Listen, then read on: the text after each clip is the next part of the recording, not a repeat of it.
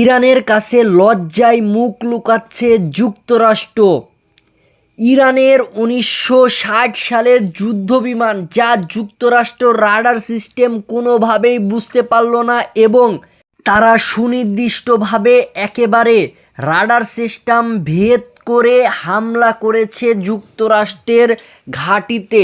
মার্কিন সেনারা ভয়ে থরথর করে কাঁপতেছে যে এই রাডার সিস্টেম ভেদ করে কিভাবে ইরান ১৯৬০ সালের F-5Z যুদ্ধবিমান ভয়ঙ্করভাবে তাদের ওপরে একেবারে হানা দিয়েছে এবং তাদের যে যুদ্ধের যে সরঞ্জামগুলো রয়েছে এবং তার সাথে কুয়েতের যেই যুদ্ধের মার্কিন ঘাঁটি রয়েছে সেইখানে একেবারে সুনির্দিষ্টভাবে হামলা করেছে ইরানের F-5Z ১৯৬০ সালের যুদ্ধবিমান।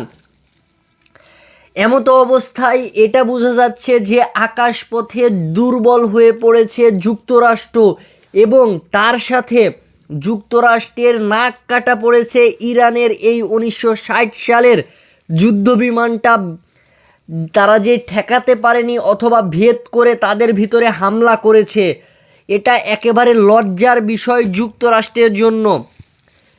এই যুদ্ধবিমানটি প্রায় পুরনোই যুদ্ধবিমান এবং বাতিল হয়ে গেছে, যার সামরিক ঘাঁটি ভেদ করে ঢোকা অসম্ভব বলে যুক্তরাষ্ট্র মনে করে। কিন্তু এখানে ইরান বড় চাল চালিয়েছে এবং যুদ্ধবিমান রাডার সিস্টেম ভেদ করে তাদের ওপরে হামলা দিয়েছে এবং মিলিটারি ঘাঁটিতে হামলা করেছে। এটা সত্যিই সম্ভব করেছে ইরান। F-5 যুদ্ধবিমানটি প্রায় তৈরি হয়েছিল ১৯৬০-এর দশকে। হালকা দ্রুত এবং কম রাডার সিগন্যাল এটাই এর মূল শক্তি ছিল। বিশেষজ্ঞদের মতে এই ধরনের জেটগুলো লো লেভেল মিশনের জন্য ব্যবহার করা হয়, মানে খুবই নিচ দিয়ে উড়ে রাডারের চোখ এড়িয়ে যায়। তো এইখানেই কাজের কাজটা করেছে ইরান আর এখানেই হেরে গেছে যুক্তরাষ্ট্র।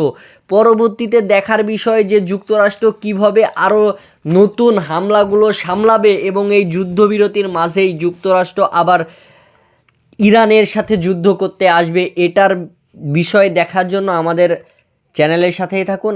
আর প্রাইম টিভি ঢাকা।